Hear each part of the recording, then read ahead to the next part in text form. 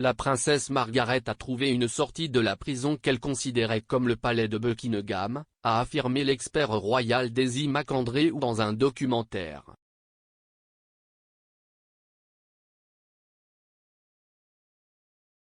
Margaret a grandi pour avoir la réputation d'être l'une des plus grandes célébrités du monde, bénéficiant d'un style de vie glamour et d'une vie amoureuse sauvage. Elle est tombée amoureuse de l'officier de la RAF Peter Townsend, qui lui a proposé au début des années 50. Mais les représentants du gouvernement ont estimé qu'il serait un mari inapproprié pour la sœur de la reine, et l'Église d'Angleterre a refusé de l'aider à épouser un homme divorcé.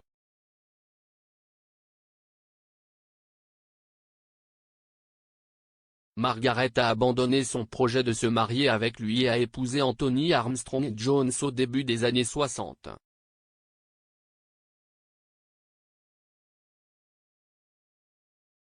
Ils ont eu un mariage mouvementé, criblé de spéculations et d'un cirque médiatique sur de nombreuses affaires présumées.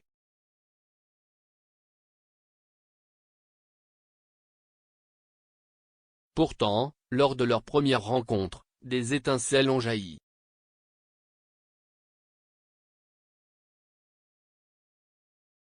S'étant rencontrés pour la première fois lors d'un souper en 1958, Margaret est devenue curieuse.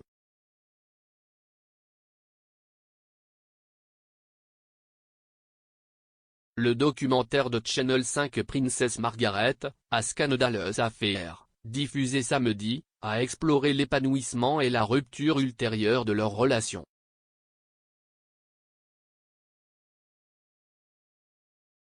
Le narrateur du documentaire a déclaré qu'après la première rencontre, Margaret était tellement intriguée par sa personnalité qu'elle a sauté sur l'occasion d'être photographiée par lui quelques mois plus tard.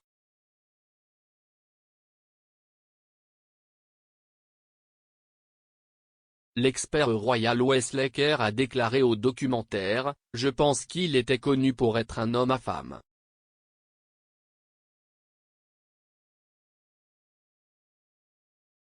Certains ont dit qu'il était aussi un peu un gentleman, je pense que beaucoup de gens l'appréciaient. »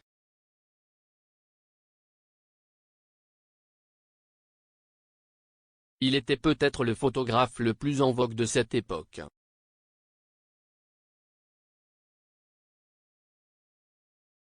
Cela a été repris par la journaliste Daisy McAndrew qui a déclaré « Il était tout ce que la jeune princesse Margaret voulait.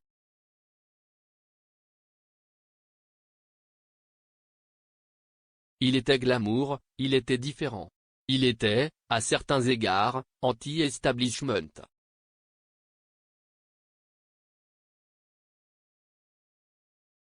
Si vous pensez qu'elle se sentait comme une sorte de princesse en cage dans les limites du palais de Buckingham, il était en train de sortir de cette prison telle qu'elle la voyait.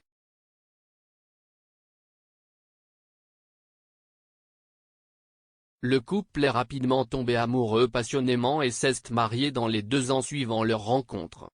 Leur mariage n'a fait qu'élever leur statut comme l'un des couples les plus recherchés au monde.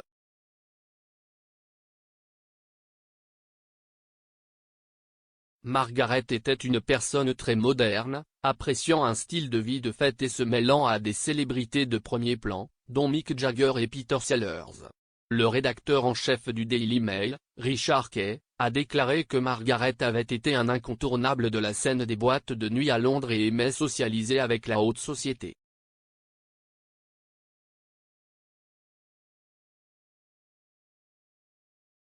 Madame McAndrew, cependant, a ajouté que sa relation avec Monsieur Armstrong-Jones était loin d'être une simple évasion de ses limites royales.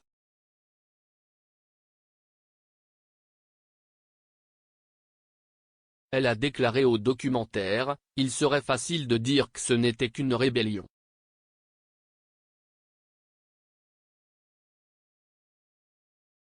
C'était juste une princesse qui se sentait enfermée par les limites de l'établissement et sa position et ce qu'on attendait d'elle, et donc elle a vu ce jeune homme lâche qui ne se souciait pas de tout ça, et qu'elle l'utilisait presque pour se venger ou faire un snook à sa famille. »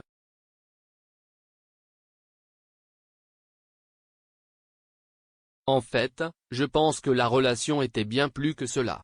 Je pense qu'elle était vraiment intoxiquée par tout ce qu'il offrait.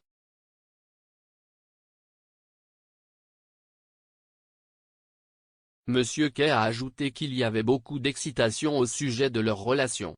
Pourtant, il a été troublé dès les premiers stades.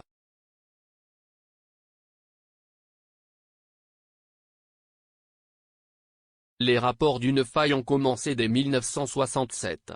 Le Evening Standard a rapporté que son mari, à ce stade, le comte de Snowdon, s'était engagé dans une série d'aventures occasionnelles alors qu'il était en mission photographique.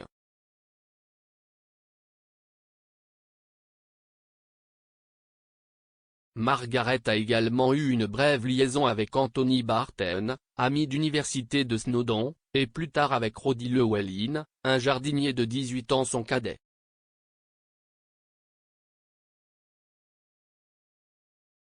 Snowdon s'était également lancé dans une liaison extra-conjugale avec Lady Jacqueline Rufus Isaacs.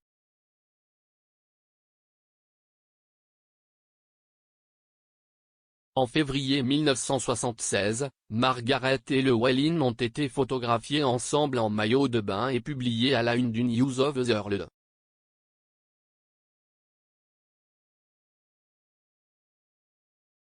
Quelques jours plus tard, elle et son mari ont publiquement reconnu que leur mariage était irréparable.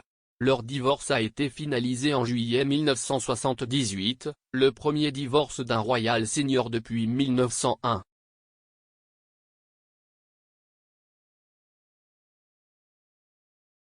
Malgré les problèmes de leur mariage, le couple est resté des amis proches jusqu'à la mort de Margaret en 2002.